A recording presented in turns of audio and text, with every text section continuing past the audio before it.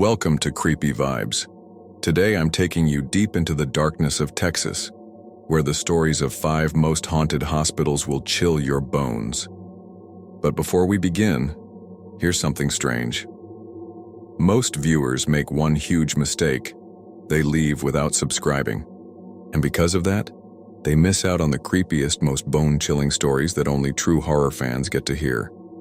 If you don't want to miss the stories that keep even the bravest awake at night, hit that subscribe button now, because tonight's just the beginning, and the darkness has much more to reveal. So, where are you watching from? And what time is it there? Because here, the night is just getting started. The road to Yorktown Memorial Hospital cuts through Texas like a wound. Fields gone to yellow straw stretch out to the horizon, interrupted only by the occasional scrubby tree or rusted-out car shell, bleached pale by years of sunlight and neglect. Yorktown Memorial squats there at the end of the road like a beast that's been hit but never finished off. Its red brick walls are pocked and crumbling, thick veins of ivy creeping up like old scars. The air smells like scorched earth and rain that'll never come. Built by the Felician sisters in 1951, it was meant to be a sanctuary, a place where the sick could heal and the desperate could find comfort. But hospitals are strange creatures, aren't they? They swallow pain and suffering, drink it down like poison, and sometimes they grow to like it. By the time it closed its doors in the 1980s, Yorktown Memorial was a ruin of itself, its reputation blackened by whispered accusations of malpractice and carelessness, botched surgeries, overdose deaths, a mental health wing where patients were left to rot in their own madness, no more than shrieking voices lost in the night.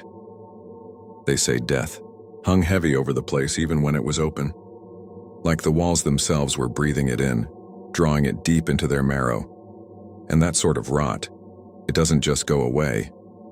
But the real story, the one that's kept Yorktown from fading into obscurity like so many other old hospitals, is about the nurse. No one's sure of her name. Some say Helen, others say Mary, but they all agree that she died down in the basement, her final breath caught like a butterfly pinned to a board. Some say it was a heart attack. Others say she fell, her skull splitting open against the concrete floor like a ripe fruit.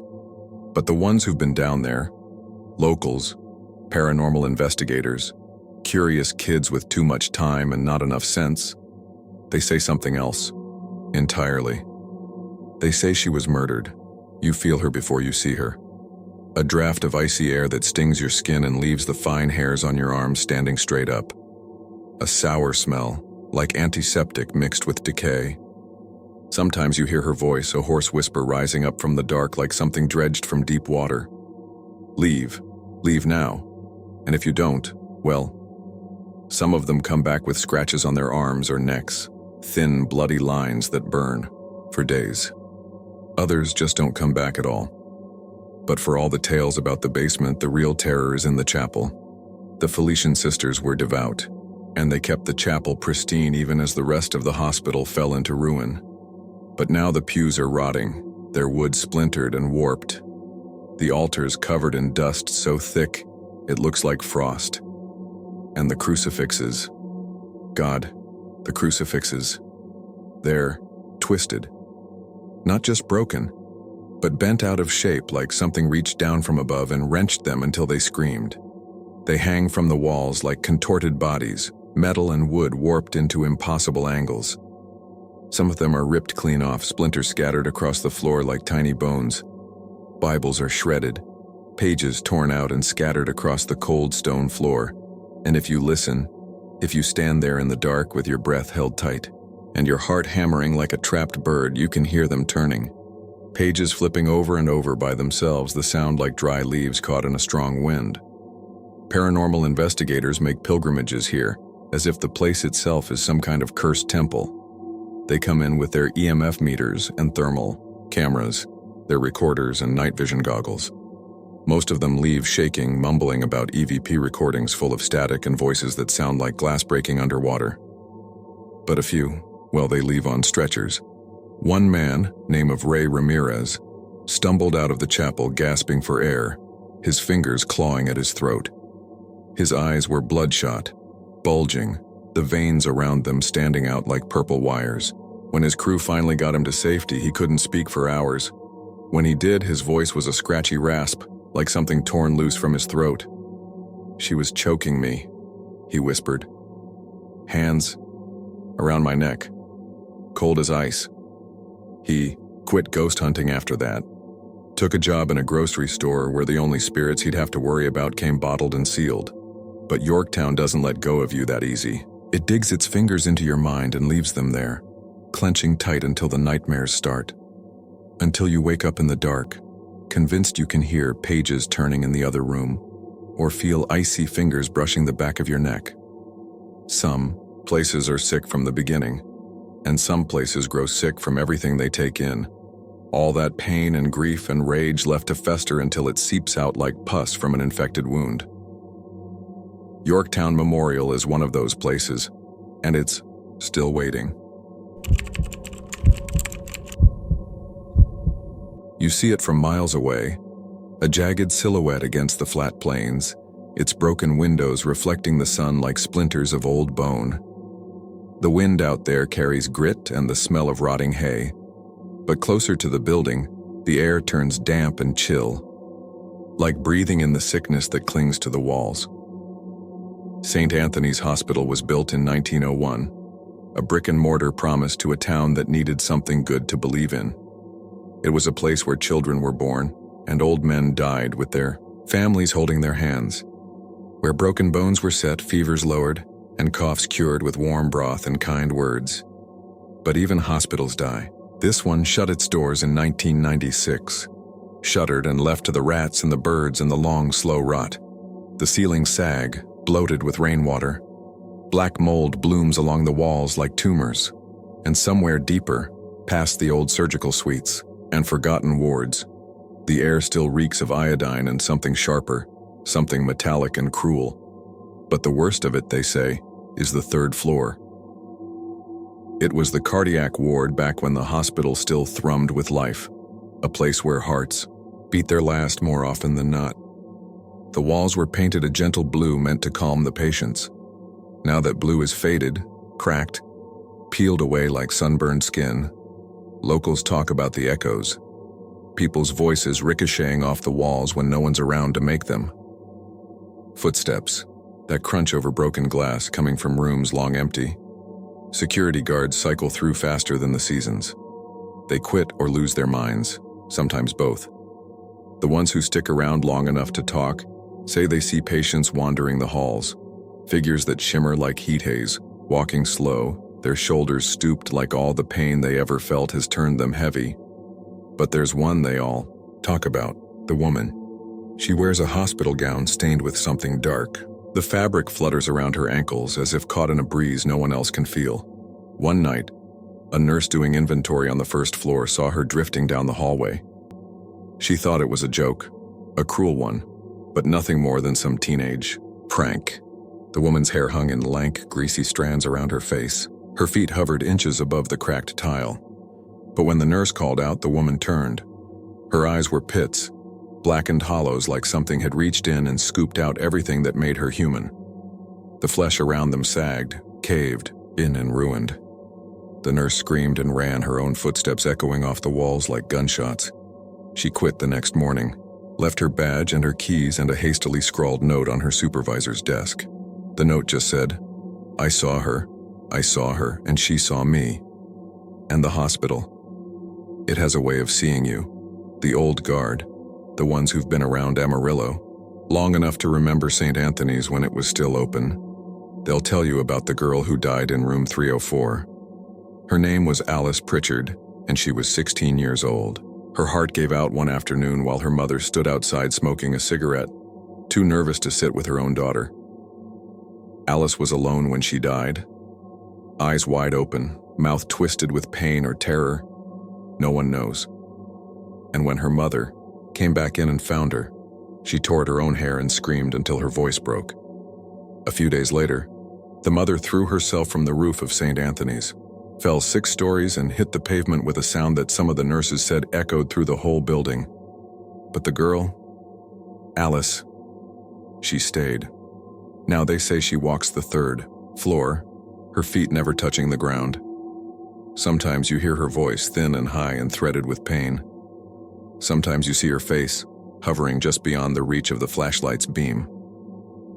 One guard, a kid named Travis with a bad temper and a worse drinking problem, made the mistake of chasing her one night. He'd been dared by his friends to go up to the 3rd floor, bring back proof. He saw her drifting down the hall, her feet barely an inch above the floor, her hospital gown stained and filthy. And instead of running, he followed. She led him all the way to room 304. The door was already open. Inside, the air was cold enough to frost his breath. He reached for his flashlight, but it wouldn't turn on. The beam flickered and died, the batteries drained in an instant. That's when he heard her, a voice like glass breaking underwater, a terrible rattling sound that twisted something deep in his chest. He ran then, pounding down the stairs, his own heartbeat thundering in his ears. He quit the next morning, and he wasn't the only one, because there's something wrong with that place. Something that didn't die when the last patient left. The walls are soaked in it, the air heavy with it, like grief that's grown legs and learned how to walk. And it's always there, waiting for the next unlucky soul to wander in, thinking they can outsmart the darkness. They never do. Madness has a way of staining the walls. It seeps in, slow and silent, like black mold crawling beneath wallpaper. Ashmore Sanitarium was built in the early 1900s, back when the solution for the insane was to lock them up, turn the key, and walk away. Out of sight, out of mind. The city of Dallas grew up around it, its progress and prosperity pushing outward like a tide. But the old building remained, a stubborn scar on the landscape, its brick walls streaked with the grime of decades. Treatments were barbaric, but then again, they all were back then. Lobotomies performed with the grace of a carpenter's chisel, electroshock therapy administered until teeth shattered, ice baths that left skin pale and shriveled, shivering on the edge of hypothermia. But that's not what sticks. That's not what makes Ashmore Sanitarium the sort of place even the bravest souls avoid when the sun dips below the horizon. What lingers is the cruelty, the fear. They say the worst of it happened in the East Wing. That's where the children were kept, the ones whose minds had twisted too young. Parents would drop them off and never return, too ashamed or too overwhelmed to take back the broken pieces they'd created. Ashmore took them all. It always did. Voices carry in that place the way smoke clings to fabric. They echo down the endless corridors, flickering between pleading, raging, and sobbing. If you stand still long enough, you can hear the hum of the old fluorescent lights overhead, flickering like a heartbeat ready to give out. But it's not the voices that get you. It's the smell. The antiseptic odor is so thick it makes your eyes water, mingling with something darker. Old blood. The copper tang of it, soaked into the walls so deep that even the mold can't hide it. A team of ghost hunters came once, all swagger and cheap thrills. They laughed when they walked through the doors, their flashlights and cameras clutched, like armor. They didn't laugh when they left. The leader of the group, a man named Darren with shoulders like a linebacker and a nervous twitch just below his right eye, described it like this. The place, it feels hungry, like it's been waiting all these years for someone to finally give it something worth holding on to. They took photographs, of course, digital and film. The digital ones turned out fine. The film? Different story. The developed photos were a nightmare in themselves. Shadow figures where there shouldn't be any. Long fingers curling out from the corners of the frames. Faces twisted into expressions of rage or terror or something worse. But the worst part was the children. Even back when the sanitarium was still running, visitors reported hearing them. The giggles and sobs and warped, stuttering songs drifting through the air like radio static. The nurses blamed it on the wind, on the way sound travels through old pipes. But no one believed that. Not really. The children's wing had been shut. Down after a fire broke out in 1943. 3 boys and 2 girls trapped in their beds, their wrists bound to the frames for their own safety. That's what the report said anyway. But safety had a different meaning back then. The fire spread so fast that by the time the orderlies kicked down the doors, the room was already thick with smoke and screams. The children's faces were blistered, their hair burned down to the scalp, their mouths opened wide in agony or prayer or both. The wing was sealed off after that, bricked up and left to rot.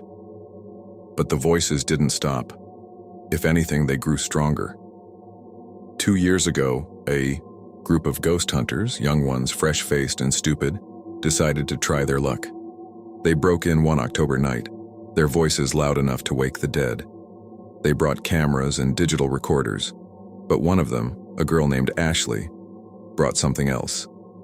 A teddy bear, its fur matted and worn, one glass eye missing. She said it was a trigger object, something to lure the spirits of the children out of hiding. They left the bear in one of the patient rooms, just set it on the bed, propped up against a pillow like it was waiting for someone to come back and play. They left it there for an hour while they wandered the halls, calling out for spirits, taunting the darkness. When they returned to the room, the bear had been torn to shreds. Its limbs were scattered across the floor, the stuffing ripped out and strewn around like entrails. Claw marks scored deep into the walls, the kind that would have taken knives or scalpels to make. But there were no knives, and there were no scalpels. Just the bear, destroyed and bleeding polyester fluff, its single eye staring up from the floor, like a dead thing. Ashley quit ghost hunting after that, took a job at a diner on the outskirts of town, where the most frightening thing she has to deal with is a drunk looking for trouble. But Ashmore still stands, and the children still sing.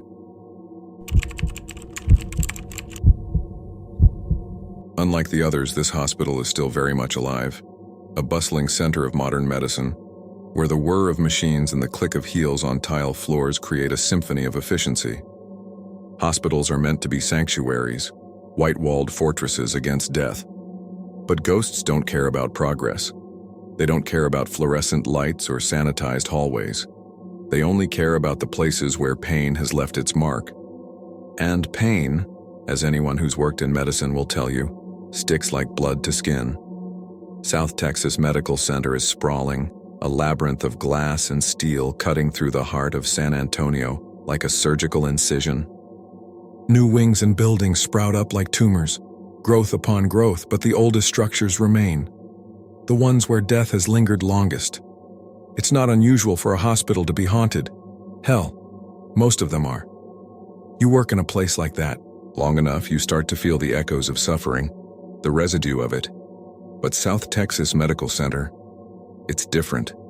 Doctors whisper about the surgery room glass, the big polished panes that catch reflections like nets catch fish.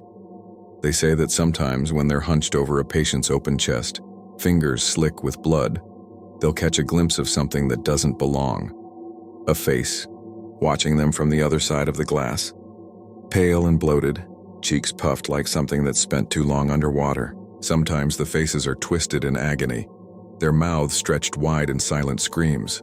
Other times they're smiling, but it's never a good smile. One surgeon, a man named Calderon, claimed he saw a woman's face staring at him during an emergency, appendectomy. Her hair hung like dripping seaweed, her eyes the color of old bruises. He tried to ignore her, to focus on his work, but her eyes followed him, burning into the side of his skull. The patient died on the table. Burst artery, the coroner said. Nothing anyone could have done. But Calderon quit 3 days later, moved to Houston, started teaching medical students where the only ghosts he'd have to worry about were his own. The nurses have their own stories. They talk about feeling cold hands grasping their ankles, sudden and fierce, in rooms where patients have only just gone cold themselves. They say it's worst in the ICU, where life and death dance their endless waltz. Bedsides where the monitors flatline and the bodies grow still. One nurse, Regina, a tough old woman who'd seen her share of blood and bile, felt something grab her ankle one night as she was changing the sheets on a bed only recently vacated by a man who'd choked on his own blood. She swore she felt fingers, thin and icy, curl around her ankle like they were trying to drag her down. She kicked her leg, cursed loud enough to wake the floor, but nothing was there. Nothing but the faint, sickly sweet scent of decay. But the worst story came from an orderly named Simon. Simon was young, barely 20, with acne scars and a voice that cracked when he got nervous. He'd been working the night shift for about 6 months, saving up for college, when he saw the boy. It was 2 in the morning. The waiting area empty except for the glow of the vending machines and the dull hum of the televisions playing muted soap operas. Simon was mopping the floor when he spotted the child, a little boy, maybe 7 or 8, standing perfectly still near the entrance. The kid's skin was pale, nearly translucent, and his hair hung around his face like cobwebs. His eyes were deep, empty sockets, black as pitch. Simon froze, the mop clutched in his hands like some pathetic weapon. The boy grinned at him, his mouth stretched impossibly wide, rows of teeth gleaming like fish hooks, and then he crumbled to dust.